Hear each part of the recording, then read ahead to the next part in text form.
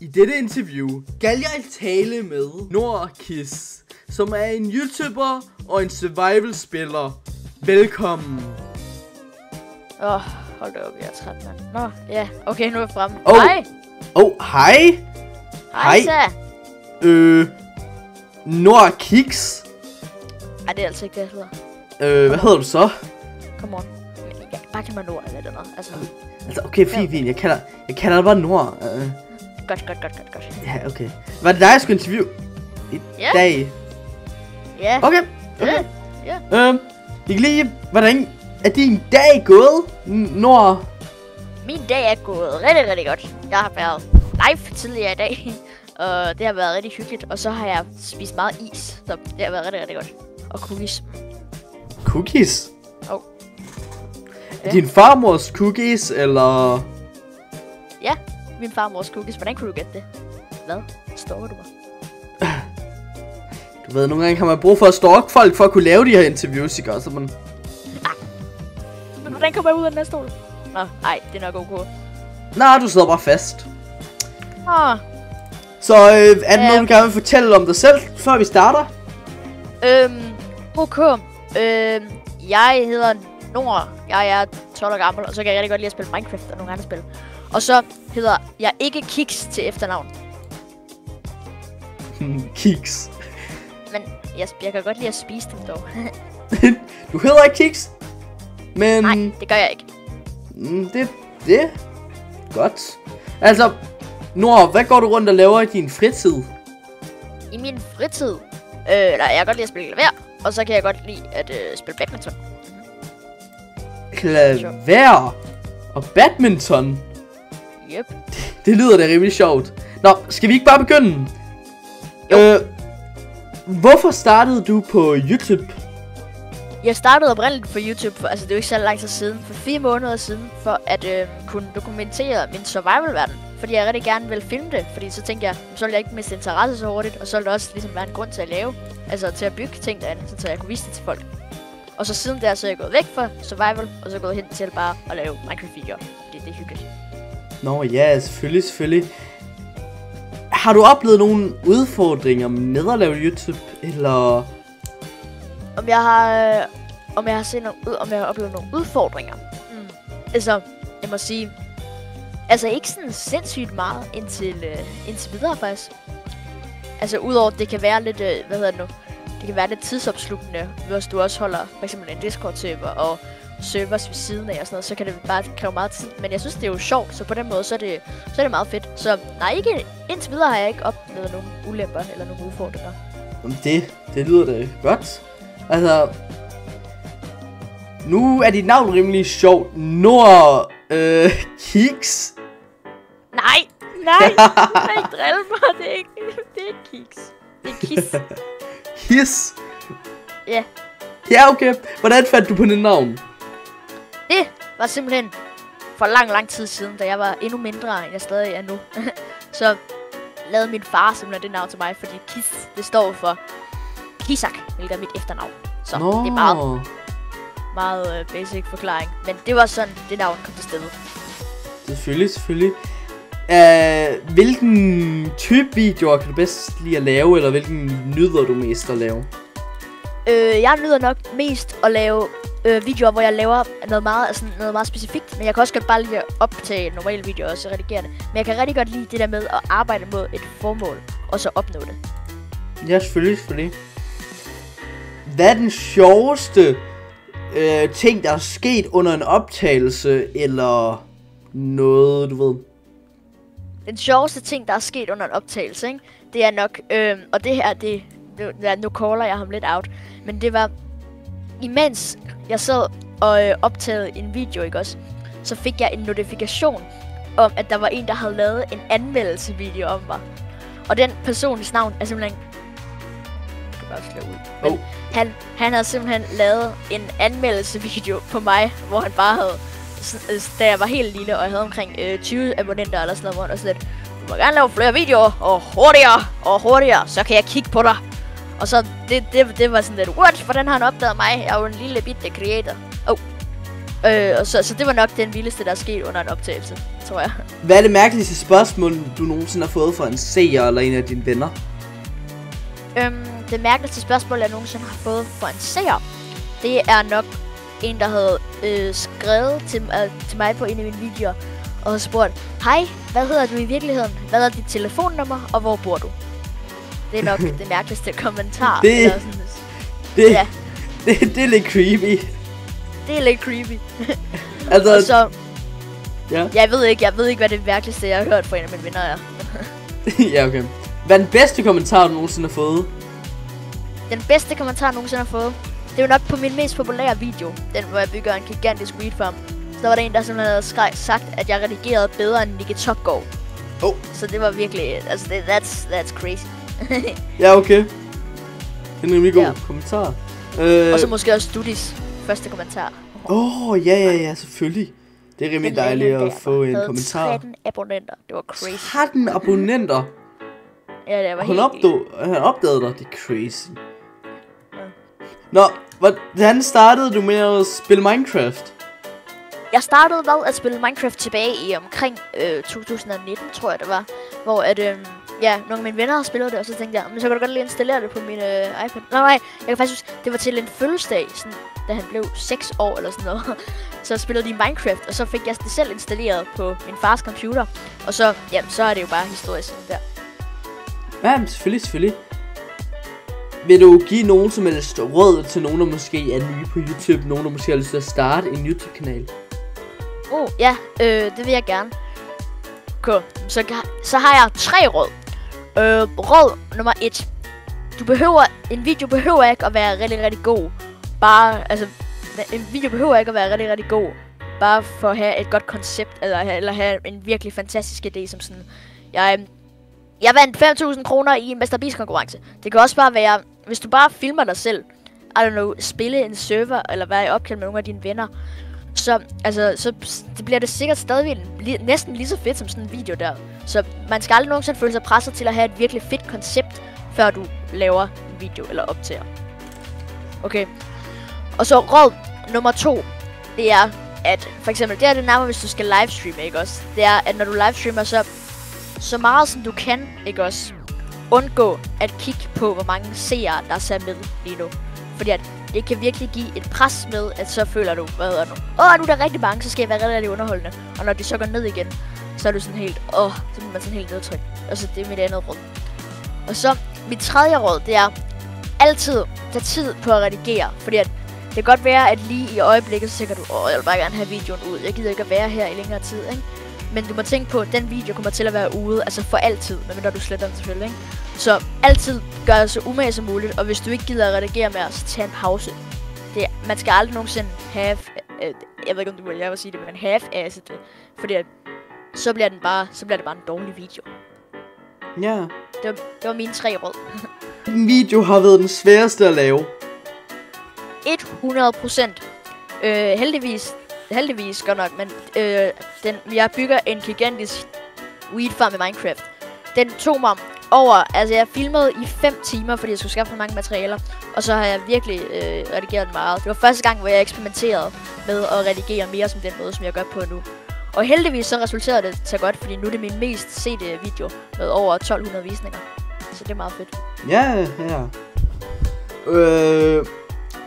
Har du nogensinde fortrudt at lægge en video op, og hvorfor? Indtil videre. Så, ja, der var en video. Jeg fortryder den lidt, men på samme måde, så er det sådan, det er sjovt nok. Jeg tror bare, det kunne godt, at det ville blive lidt akavet i fremtiden. Min episode 10 Let's Play, der begyndte jeg at blive sådan lidt, det var sådan, hvor jeg skulle mappe min verden ud og sætte det op på sådan en kort inde i min, singleplayer-verden. Og så skulle jeg flyve rundt i sådan en hel time eller sådan noget. Og så begyndte jeg at sige nogle rimelig out of context og out of pocket ting. Og som en eller anden grund, lavede blive inde i videoen. Så I kunne godt gå ind og se den, efter selvfølgelig interviewet. Der siger nogle rimelig mærkelige ting. Den fortryder jeg en lille smule, men på samme måde, så whatever. Ja, okay. Hvis der var det er et lidt mærkeligt spørgsmål, men hvis der nu var en enkelt ting, du kunne ændre ved YouTube-platformen, hvad skulle det så være? Hvad skulle det så være? Så skulle det være, at dislikesene kom tilbage. Og du ikke behøver at få en Google extension. Hvorfor? Fordi jeg vil gerne kunne se på mine egne videoer, om folk disliker den, uden jeg behøver at gå ind på YouTube Analytics og tjekke der, og så se procent eller sådan noget. Det er jo mærkeligt. Så. Hvad så der? Har du nogensinde mødt en fan i virkeligheden, og hvordan var det? Nej, jeg har ikke mødt en fan i virkeligheden. Man kan også sige selv, who knows, måske har jeg set en, ikke? Men jeg har jo ikke face-revealet, så det er jo sådan lidt umuligt. Så skulle de genkende mig via min stemme. Og jeg snakker ikke så meget i offentligheden, sådan, når jeg bare går, så. Ja, okay. Så det har jeg ikke. Det er sådan lidt mærkeligt bare at stå og snakke til sig selv. Udover at du snakker til nogle af dine venner, men det er sådan en anden sag. Præcis. Hvordan føles det at have følgere, der ser op til dig? Det føles rigtig, rigtig fedt. Altså også fordi, at der er folk, der rent faktisk går op i, hvad jeg laver og sådan noget. Og så kan det også godt være lidt meget nogle gange, når man også skal håndtere 10 folk, der skriver, kan du ikke lige gøre det her? Kan du ikke lige gøre det her? Så, men i det hele taget, så er det virkelig, virkelig fedt. Der er flere positive, end der er negative. Ja. Hvis du kunne... Hvis du kunne gå tilbage i tiden, hvad ville du så gøre anderledes med din kanal? Jeg vil nok ikke have postet de første omkring 8 videoer, jeg har lavet. Fordi der var godt nok meget. Altså hvis I synes, min mikrofon er dårlig nu, så gå ind og se dem. Så så kommer jeg til at lyde som en eller anden producer eller sådan noget nu. Fordi at dengang var min mikrofon virkelig dårlig. Så der var det rigtig meget mærkelig lyd. Og redigeringen var ok, men den var også bare lidt weird. Så hvis jeg kunne tage tilbage i tiden, så ville jeg ikke have lavet de videoer. Ja. Hvad er din største succes på YouTube egentlig? Min største succes? Altså hvad tæller det? Altså, i visninger, eller hvad der har givet mig? I visninger, hvad synes du selv er den største succes? Måske at du fik dit første 100 følgere? Ja. Jeg tror, min største succes, for at være helt ærlig, ikke? Det er nok det med, at, at have nået 1000 visninger på en lang video. Det tror jeg, det er ligesom, altså man kan altid, jeg har fået en short, der har 6000 visninger, men short er meget nemmere. Det der med, at 1000 mennesker har været inde og se min lange video, som jeg har brugt lang tid på, det tror jeg nok er min største, hvad kan man sige, accomplishment. Ja, okay.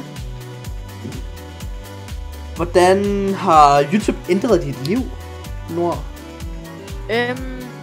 Det har vel ændret mit liv på, at jeg har meget mindre fritid. Men på samme måde, den fritid, som jeg har, det er jo også fritid. Det er jo bare, nogle gange, så skal man ligesom gøre noget, og så har det ikke et valg, om du lige kan vente med at gøre det i en time. Så på den måde, så jeg har mindre tid, men det er stadig, altså det er på en god måde. Det er god tid, kan man sige. Det er god tid, præcis. Hvordan holder du din motivation oppe til at lave dine videoer? Nok, at der er så mange folk, som rent faktisk skriver og siger, god video, det er godt. Og snakker og vil gerne spille med mig og skriver inde på Discord-serveren og det hele. Det er nok det, der motiverer mig allermest, fordi så ved jeg ligesom, at der er folk, som har en passion for de videoer, jeg laver og sådan noget. Hvilket er rigtig nemmere nu, fordi at dengang, da jeg havde en lidt mindre following, så kom der måske en kommentar, lad os sige, en gang om ugen, ikke? Og så det sådan en god video, og så var man sådan et, yay! Og så kom der en, der sagde, mate, du bliver nødt til at stoppe med det der fucking ear rape. Og så er man sådan, nu har jeg ikke lyst til at lave en video nu, fordi nu er der en, der er ond mod mig, og så er alle bare ond mod mig. Men nu var der mange flere folk, som kommenterer og sådan noget, så det er rigtig fedt, fordi så har man ligesom et community, som man kan, du ved, så ja. En yndlingsvideo, du nogensinde har lavet, og hvorfor? Min yndlingsvideo, ikke? Den her video, jeg hader den både ekstremt meget, og så elsker jeg den. Og det er nok igen min episode 10. Fordi at man kan sige, det viser virkelig en side af mig, hvor jeg bare er lidt for latterglad og bare ikke rigtig sådan, har kontrol over, hvad for nogle ting jeg siger. Og den side synes jeg faktisk, den kan jeg godt lide. Så det er nok både min yndlingsvideo og min hadevideo. Ja, okay. Spiller du nogle andre spil end bare Minecraft, eller er det kun Minecraft?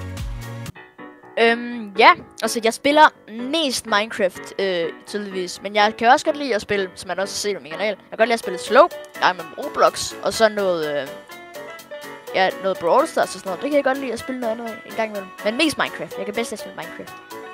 Ja, hvis du kunne samarbejde med en kendt YouTuber, hvem skulle det så være? Hvem det så skulle være? Altså, så skulle det 100% være Dutyman. Dutyman, hvis du ser den her video, det vil jeg rigtig gerne gøre. Og selvfølgelig mig selv i baggrunden. Mit flyvende hoved. Ham vil jeg også gerne collaborate med. Ja. Hvad er du, når du mangler inspiration til nye videoer? Så det jeg tit gør, det er, at så går jeg ind, og så søger jeg FROGXY, og så stjæler jeg hans videoidé.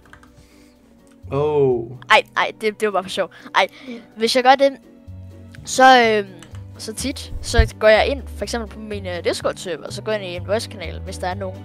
Og så spørger jeg, er der nogen, der har idéer til nogle videoer? Og så er det tit nogen, der gør. Og udover det, jamen så ser jeg bare noget YouTube, og så får jeg nok noget inspiration derfra, noget dansk YouTube. Ja, men selvfølgelig. Man får altid inspiration fra andre YouTubere. Hvad var din første video, og hvordan var den egentlig at lave? Min første video, det var min første video, det var en world tour af min survival-verden, fordi jeg tænkte, at den kanal næsten kun ville handle om den survival-verden. Og så derfor så sidder jeg sådan og snakkede sådan virkelig høj, altså, og velkommen til den her video. Og så viste jeg bare min survival-verden med de forskellige ting, jeg havde bygget. Og så, ja, den er meget fed at lave. Jeg synes, det var godt nok mærkeligt at snakke til et kamera, eller ikke til et kamera, men at snakke til den computerskærm, når jeg ikke havde nogen at snakke med. Men jeg har vendt mig mere til det, og nu føles det meget naturligt. Men ja, det var min world tour video. Ja, selvfølgelig. Hvordan er du bag skærmen? Er du den samme person, som du er, når du filmer videoer, eller hvad? Altså, jeg tror næsten, jeg er 100% den samme. Jeg tror, måske går jeg ikke hele tiden hen til mine venner og siger, i den her video, så vil jeg gerne gå hen, og så vil jeg gerne købe nogle chips i Netto. Men ja, altså, som jeg er lige nu, det er nok sådan, jeg er i virkeligheden, ja. Ja, selvfølgelig. Hvis du ikke lavede YouTube, hvad vil du så egentlig lave, Nord? Gå i skole, tror jeg. Lige nu så er det bare hvis jeg ikke lavede YouTube, så ville jeg nok bare have gjort det, som jeg gjorde før, bare spille Minecraft uden. Og jeg har også spillet inde på mange servers i lang tid. Jeg har spillet inde på Minecraft, det er også lang tid før det, så der kendte jeg rigtig mange folk. Så ville jeg nok bare have gjort spille Minecraft uden at lave videoer. Ja, selvfølgelig. Altid bare, ja. Hvordan ser din perfekte dag som dig eller YouTuber ud? Min perfekte dag som YouTuber, det er nok, det er nok en dag, hvor jeg poster en video om morgenen.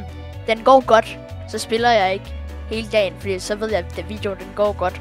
Og så går jeg ud og, laver et eller andet. Og så er det bare, lige efter jeg har postet en video, det er nok det allerbedste. Ikke fordi jeg ikke kan lide at lave videoerne, men det er jo altid sjovere, når man kan se, at de er postet og alt det der. Og så, folk der liker, det er fedt. Ja, men selvfølgelig, man har sådan en dejlig følelse, at man lige har postet en video. Præcis. Men det er en af de lidt sjove spørgsmål, som jeg altid stiller folk. Hvad er dit yndlingsdyr? Mit yndlingsdyr? Og 100% en, en abe. Hvorfor en abe? Fordi aber, de er virkelig nice. De er bare nice, okay. Det er en god grund. Har du nogensinde oplevet hate på din kanal? Ja, det har jeg. Altså, jeg har aldrig oplevet sådan rigtig hate, hvor den der siger, jeg hader dig.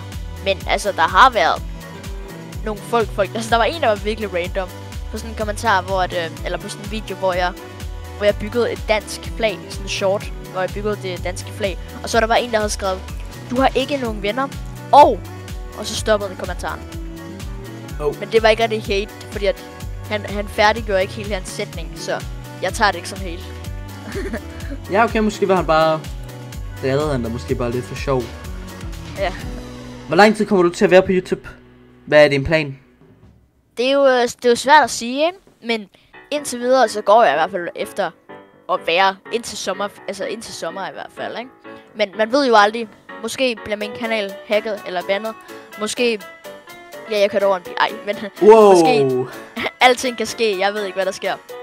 Det kan godt være, at jeg stopper i morgen. Det kan godt være, at jeg først stopper om 10 år. I don't know. Ja, okay. Har du nogen som helst idoler, nogen du ser op til? Men jeg har nogen, jeg ser op til. Altså, nu kan man til at være helt fuldstændig ærlig. Og det er, at jeg nok ser mere. Jeg ser nok mere sådan, hvad hedder det nu? Commentary videoer og engelsk, end jeg ser Minecraft. Jeg ser ikke selv ekstremt mange Minecraft videoer. Så mine idoler er nok... Jeg har ikke rigtig nogen idoler i Minecraft-pladsen, og heller ikke sådan helt i virkeligheden, så det er nok et meget kedeligt svar. Nej, jeg har ikke nogen idoler. Jo, min mor. Min mor er mit idol. Det er overraskende faktisk en af de bedste idoler, jeg nogensinde har hørt. Ens egen mor. Ja. Hvilken 3 ord beskriver din kanal bedst? Nord Kiks. Okay, jeg kommer til at lade det der køre. Den beskriver nok bedst fjollet, sjov, og så I don't know, hvad kan man lade sige, Minecraft videoer, I don't know. Ja, okay. Har du nogle videoer planlagt, du har lyst til at fortælle om? Ja, det har jeg. Jeg ved ikke. Nu kommer den her video nok herud i morgen. Eller i søndag, ikke også? Så i dag, så skal jeg lave et event. Som I nok godt kan nå med. Jeg ved ikke, hvornår videoen kommer ud. Men i hvert fald søndag 13.30, så skal jeg lave et event sammen med Lois. Og den kommer ud nok rimelig snart. Et event, hvor der skal være en hel masse folk med. Og der er en præmie på 100 kroner. Ja. 100 kroner, hvor rige er I lige? Gå lige ind på Nords video og tjek den ud bagefter I har set den her. Fordi jeg gætter på, når jeg bliver færdig med den. Jeg tror, vi filmer det jo fra søndag 13.30 til sådan cirka 3 stykker. Så den kommer nok ud. Jeg vil gætte på, at den kommer ud før tirsdag. Ja, okay. Altså før tirsdag eftermiddag. Så det kan man på, når I ser den her video. Ja. Gå ind og tjek videoen ud ligegyldigt hvad. Ja. Er der nogen... Fuck mig. Er der nogen, du har... Nu læser jeg det spørgsmål. Er der noget, du har lyst til at fortælle om dig selv? Om der er noget, jeg har lyst til at fortælle om mig selv? Jeg tror mit summary her i starten, det virkede rimelig godt. Tænker jeg. Om mig selv, jeg ved det ikke. Ja, okay. Altså... Nu er det her interview desværre nærmest slut, så hvad har du synes om interviewet? Jeg synes, det var hyggeligt. Jeg synes, det var nogle gode spørgsmål. Og jeg synes, det var ikke... Altså, man følte sig ikke presset til at svare. Det var meget sådan lette spørgsmål. Det var ikke noget, hvor man sådan lidt holdt op. Nej, det har jeg ikke lyst til at svare på. Og så var det rigtig nemt, fordi at du behøvede næsten ikke at pause igennem det hele. Fordi at det var bare sådan, det kørte ligesom smør. Og jeg kan gøre bedre. Om der er noget, du kan gøre bedre? Du kan gøre bedre, det er, at du kunne give et shoutout til min kanal. Okay. Når til videoens ende, efter jeg lige har gjort outroen, så kommer jeg til at proppe hans kanal ind, som jeg normalt gør. Men ja, men så ses vi Nord. Kigge over dig. Ja, vi ses. Hej. Hej. Det var faktisk et meget hurtigt interview. Det gik meget hurtigt, men det var stadigvæk rimelig spændende, synes jeg, og han gav nogle rimelig gode råd. Hvis I har lyst, så kan I gå ind og tjekke hans kanal ud, måske følge ham, og så vil jeg se alle sammen i næste interview.